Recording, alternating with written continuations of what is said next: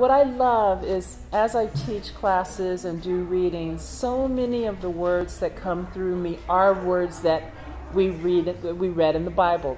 And it's just such a confirmation of truth. You know, truth is. And it doesn't matter where it comes through. If it comes through nature, if it comes through a religion, whatever, truth is. And those same truths I find coming out of my mouth spontaneously. And I'm like, yeah, just like it says there. And it is so true. So as I turned my life over, I was what's said in the Bible as born again. But it's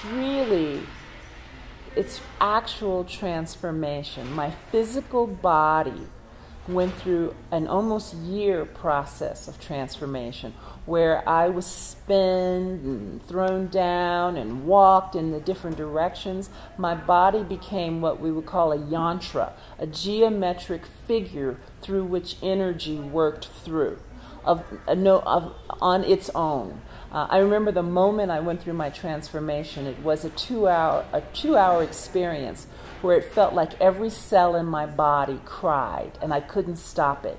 And at the end, I walked into another room. The guru and a group were present. And at the end, I walked into another room, and everyone left. And then I sat down, and then a minute later, my body stood up on its own and walked across the room. Well, I was 42 years old at that point, and I had been walking this body for 42 years, and for it to get up and walk on its own, I was quite astounded. And from that moment on until this day, and I'm well over that now, Spirit has ruled my life. I have merged with divinity, and so I can let my body move to someone in particular in this room. If I don't keep my normal self in charge of this, Spirit will walk me to someone and say something to someone. And that is why I do the intuitive readings that I do. And I was a healer for many years at UCLA Medical Center. My hands became like magnets to people's bodies. This was just what came through, because as it says in the Bible, these bodies must become the temples of the living God. And that's what occurred. As I was spun and moved and put in yoga postures for over a year period. But there was one period of time where my neck would always I'd be held in positions like this for like an hour. And I didn't find out till years later that I have a curvature in my cervix here, in my cervical here, spine. And so it was trying to undo that curve, because it will correct and release any stresses or tensions that are in the body that don't allow the Shakti to move through perfectly. So, and I'm just going to talk for a second. I do teach beautiful classes. One, the class for this lecture, Divine Intervention for Weight Management. I teach another class, Embodying Spirit, Journey Towards Enlightenment, and another class on the goddesses. And I teach them online on Skype or phone. And it's really a wonderful way to stay connected. I'm saying this now because we run out of time, and then I won't say it at the end. But at the end of the month, I'll be doing a free intro lecture online, and you're welcome to take it. And then the classes will begin in July. And mostly all of them are 6 weeks in length, about an hour each. And so I'm going to give a talk today on divine intervention for weight management.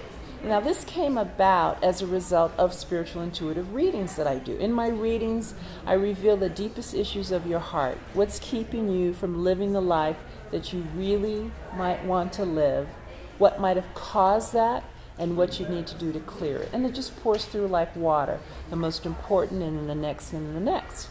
And so last year, I was doing a reading with a woman, and when I got to the end, to the core of her issue, whatever was going on in her life, Spirit said at the end, and that's why you've put on the weight.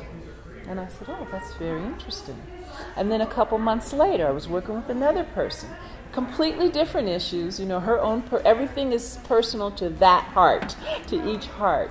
And when we got to the core of her issue, once again, and that's why you've put on the weight. And it's happened again and again. And then I realized I had enough information that I could create a workshop for it. So that's what I have done. So that's where this information has come through. And I have actually applied it, much of the things that it suggested in my life. And I have lost 15 pounds. I'm 15 pounds less than I was last year when I was here. And yet the deeper I go in my own personal work, because we have to understand that transformation and enlightenment, this is why I love teaching the Embodying Spirit Journey Towards Enlightenment. We have all these misconceptions about what that means. And you know, they call it a veil, stepping through the veil, because it's not a curtain. There's not that much distance between your divine self and your normal self. So it's a veil. And this idea that that the divinity is far from who you are, it's ridiculous. We have to bring that down. So I'm saying that to say that when we become enlightened, or one with spirit, or merged with the all is what I call it, life doesn't just become magical and everything's perfect and all powers. Yes, what they call in India the siddhis, or these great powers, do come through. Like I remember what first thing that happened was you're welcome to come in, I was in a talk like this, and I started looking at this person, and all of a sudden you had blonde hair and a beard. And I was like, well, this is very interesting. And then it happened a second and a third time. And I realized, oh, I'm seeing their past life. And that was one of the powers. And then my healing abilities. And then this intuitive knowing of your heart. These are gifts that come through. But it didn't necessarily clear all of my issues. It is the consciousness that becomes enlightened. Not the body or the mind or the personality. Those things come a little later as you bring in this divinity into your life. We must will forth, when we have these gifts, will that divinity to clear the karmas that we came here to clear. It's not like, oh boy, now I'm perfect. It doesn't work that way. You know, I have all these gifts and all these talents, and yet I was still screaming at people or doing this. It was like, well, what am I?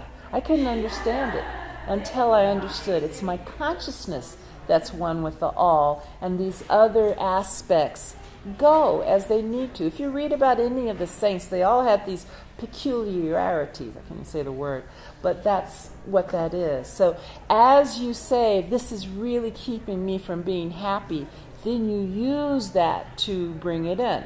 And so if there were areas in my life of things that we'll talk about here that were incomplete, until I worked through and cleared them, I was still having overeating issues myself, even though I was getting this information in to help clear it.